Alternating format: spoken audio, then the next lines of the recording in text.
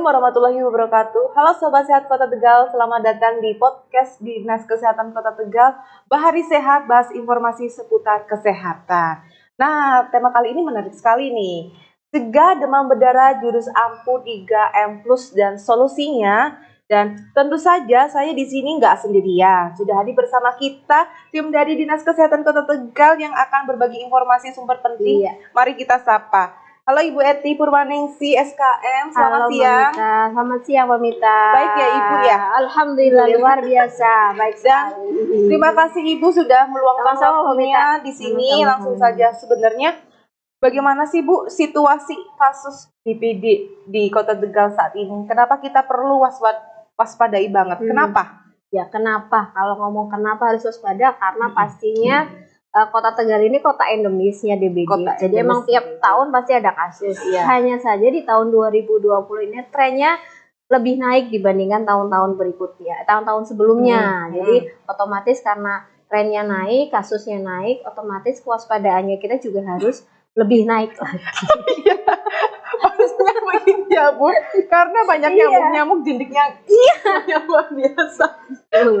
Jadi karena cuacanya kan lagi nggak menentu ya Mbak Mita, jadi tiba-tiba yang hujan, habis itu nanti panas, otomatis akhirnya menimbulkan genangan air. Nah, genangan-genangan ini yang akhirnya jadi tempat hidupnya nyamuk untuk bertelur dan berkembang biak dan kemudian melahirkan banyak nyamuk dewasa lainnya yang jadi penyebab penularan ini demam berdarah. Ya ampun, itu berarti sangat ini ya Bu, membahayakan ya sebenarnya ya. Betul. Dan di sini juga Bu ada siklus hidup nyamuk Aedes aegypti itu bagaimana sih sebenarnya Bu? Iya, kalau ngomongin demam berdarah maka kita akan berbicara juga sih tentang si cantik ini nih, nyamuk Aedes aegypti. Si cantik ya? Iya, dia cantik tapi menakutkan. Jadi kenapa kita harus bicara tentang siklus hidupnya biar kita tahu bagaimana cara mencegahnya, kemudian menangani si nyamuk itu seperti apa ya. Jadi nyamuk Aedes aegypti itu yang pertama punya ciri khusus itu nyamuknya belang-belangnya warna hitam putih. Jadi kalau misalnya hitam putih, di bagian perutnya itu hitam putih dan dia menggigit di pagi dan sore. Jadi tidak di malam hari. Nyamuk Aedes aegypti itu aktif menggigit ketika pagi dan sore hari. Dan dia punya siklus hidup itu ada 4 siklus. Yang pertama itu telur. Habis telur nanti dia jadi larva atau jentik nyamuk atau yang kalau orang Tegal itu bilang uget-uget ya. Uget ya. Kemudian nanti setelah jadi larva atau jentik itu nanti dia jadi kepompong. Kepompong itu masih di air hidupnya, masih kayak uget-uget tapi bentuknya kayak tanda koma. Jadi ada bagian yang besar nanti koma kecil itu berarti udah kepompong. Berarti udah siap jadi nyamuk dewasa, melanjutkan siklus hidup yang keempat itu nyamuk dewasa. Nah kalau udah nyamuk dewasa dia udah bisa terbang kemana-mana, udah bisa menggigit kita, begitu Mbak Mita. Jadi itu siklus hidupnya dan itu nggak berlangsung lama, tidak butuh waktu lama dari si nyamuk ini dari jadi telur sampai nyamuk dewasa itu hitungannya 7-10 hari.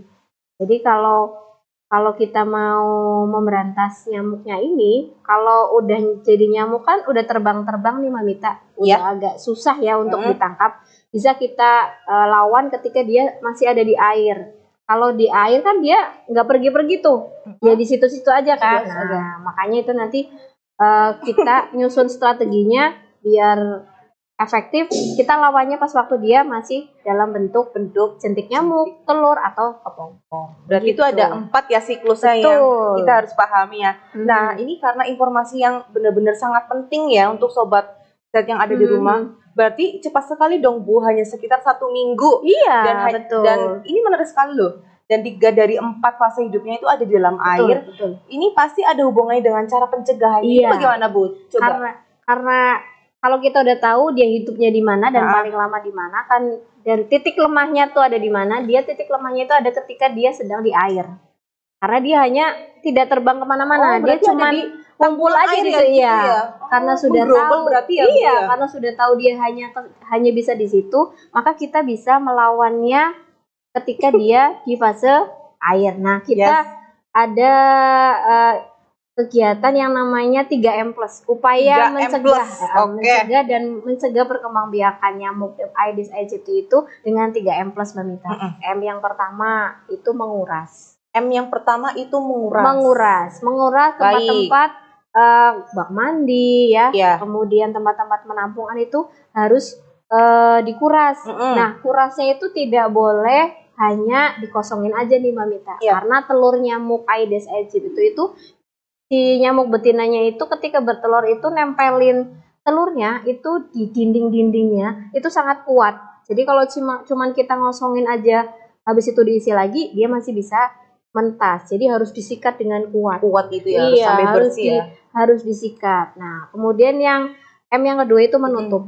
Apa aja yang ditutup? Yaitu tempat-tempat yang menampung air bersih ya. Jadi ada tempayan, mungkin di sini masih pakai ada yang pakai gentong ya, atau mungkin ember-ember yang di sini kan nggak semua Kota Tegal akses air bersihnya sumber sendiri ya, ada yang beli ya. Nah itu kalau memang beli dalam jangka waktu tertentu memang ditampung dulu, harus ditutup. Gitu. Harus banget tutup, jangan sampai kita udah nyimpan air bersih tapi malah jadi tempat perindukan nyamuk. Nah, M yang untuk yang menguras ini dan apa aja yang perlu dikuras sih Bu sebenarnya, dan seberapa sering gitu loh? Iya, kalau yang kuras berarti bisa kamar mandi otomatis yang kita ada di rumah ya, kamar mandi, kemudian tempayan, ember, vas bunga itu tadi. Vas bunga tuh juga ya? Iya, karena kebanyakan kita itu vas bunga biasanya tadi cuman cemplungin doang, buang aja kan, airnya udah kosong, udah kotor nih, dibuang, habis itu diisi lagi. Kalau bisa sebelum diisi lagi dikuras dulu, dicuci dulu, pastikan tidak ada telur yang menempel. Mungkin itu Mbak Mita. Jadi beberapa yang harus wajib banget dikuras. Kemudian untuk yang M yang ketiga nih Mbak Mita, tadi baru dua ya, M menguras, kemudian menutup. Nah yang ketiga itu adalah mengelola barang bekas. Ini yang seringnya kita kecolongan. Kamar mandinya udah bersih, tempat penampungannya udah ditutup, udah rapi. Kita biasanya kecolongan di barang-barang bekas, karena barang-barang bekas ini kan lebih ke sampah ya. Cuman ada beberapa orang yang kalau barang bekas ini eman kalau mau dibuang, jadi disimpan. Tapi nyimpannya ternyata gitu asal menyimpan, jadi malah jadi tempat hidupnya nyamuk. Contohnya misalnya kayak barang-barang bekas itu ban, atau mungkin kaleng-kaleng bekas, botol-botol air mineral, atau kotak-kotak makan yang mungkin udah nggak dipakai lagi, disimpan atau dibuang saja. Itu ketika kita nyimpennya nggak hati-hati, tidak dikelola, maka itu bisa jadi tempat perindukan nyamuk. Jadi silakan mau menyimpan barang bekas, misalnya mau dirongsokkan atau mau disetorkan ke bank sampah, tapi pastikan nyimpennya dengan baik, tidak menjadi tempat perindukan nyamuk. Jadi, nah untuk sobat sehat yang ada di rumah, jangan lupa untuk membuang barang bekas yang ada di rumah kita, sehingga biar tambah bersih lagi, nggak ada kumpulan nyamuk yang di sekitar kita. Nggak usah ditampung banyak-banyak. Langsung disetorkan ke bank sampah kalau memang mau. Betul sekali Ibu. Kadang kita kan sibuk nih bersihkan bak mandi, tapi lupa sama kaleng bekas di pojokan halaman. Nah, sekarang ada plusnya. Plusnya tuh apa Bu? Apa saja sih upaya plus yang bisa kita lakukan tuh sebenarnya? Jadi kalau dulu dikenalnya hanya 3M, kalau sekarang ada plusnya. Plusnya itu adalah menghindari gigitan nyamuk dan mencegah perkembangbiakan. Contohnya selain tadi 3M ya, plus yang bisa kita kerjakan itu antara lain memelihara ikan pemakan jentik. Jadi memelihara ikan pemakan jentik. Jadi kalau misalnya mungkin Mbak Mita pernah masih menemuin ya keluarga atau rumah tangga di Kota Tegal yang kolamnya masih besar nih, airnya sangat banyak. Tapi kalau misalnya kita harus memaksa yang punya kolam untuk menguras seminggu sekali, mungkin agak keberatan. Kalau memang tidak sempat untuk menguras, silakan boleh diberi ikan. Jadi jentik nyamuk yang ada di situ bisa dimakan oleh ikan. Kemudian atau bak-bak air yang memang sulit untuk dikuras ya, ukurannya terlalu besar atau mungkin susah dijangkau, boleh dikasih tadi ikan buat pemakan jentik. Kemudian plus yang selanjutnya itu menggunakan boleh lotion anti nyamuk atau mungkin obat anti nyamuk yang bisa dipakai di rumah tangga yang ya kalau memang udah banyak banget susah ditangkap. Kalau udah jadi terbang-terbangan susah ya. Jadi atau mungkin ada boleh raket nyamuk atau alat-alat apa yang bisa menangkap nyamuk boleh, atau bisa juga dengan memasang kawat kasa. di ventilasi-ventilasi yang sekiranya bisa menjadi akses masuk nyamuk itu kita tutup dengan kawat kasa. Kalau sekarang kan sudah makin canggih ya, ada yang sampai bisa menutup pintu nutup jendela, itu bisa banget digunakan untuk menutup atau mencegah nyamuk-nyamuk itu masuk. Atau bisa kita kayak kelambu biar kesannya lebih romantis ya Mbak. Kelambu yang berwarna kuning itu ya? Boleh. Jadi kelambu biasanya kalau yang masih sering kita lihat pakai kelambu kan kalau ada anak bayi ya. Kalau sekarang kan teknologi makin canggih, menyesuaikan kebutuhan, ada kelambu yang bisa untuk ukuran dewasa, untuk bed besar itu juga bisa kita pakai untuk mencegah nyamuk itu menggigit kita. Atau bisa pakai tanaman Mbak Mita. Jadi ada beberapa tanaman yang memang aromanya tidak disukai oleh nyamuk. Itu apa aja Bu biasanya? Contohnya misalnya ada lavender. Ya, makanya ada beberapa produk anti nyamuk yang pakai aromanya aroma lavender karena tanaman lavender memang mengeluarkan aroma yang tidak disukai nyamuk. Atau ada juga serai kan wanginya juga tidak disukai nyamuk. Bisa diiris atau ditanam ya terserah. Atau mungkin kalau ini ada tanaman zodia. Zodia ini udah banyak kok di toko tanaman. Bilang aja mau beli zodia, itu bisa ditanam di dalam ruangan. Jadi pakai pot-pot kecil bisa masuk juga. Atau bisa dengan bubuk larvasida. Kalau yang bubuk larvasida, jadi menaruh bubuk, ada ya? Pakai bubuk itu kalau yang biasa akrab didengar masyarakat itu namanya abate. Nah itu sebenarnya apa itu merek ya, cuman ya kita nyebutnya bubuk larvasida. Itu bisa kalau memang mau pakai bubuk larvasida bisa ditaruh di tempat kolam boleh nanti. Itu beberapa plus yang bisa kita. Oke, baik Ibu. Untuk Sobat Sehat penjelasannya lengkap sekali dan mudah dimengerti ya Bu ya. Bikin saya jadi semangat mau langsung bersih rumah. Boleh. Biar makin semakin semangat gitu loh Bu. Dan saya juga punya pantun nih Bu. Apa?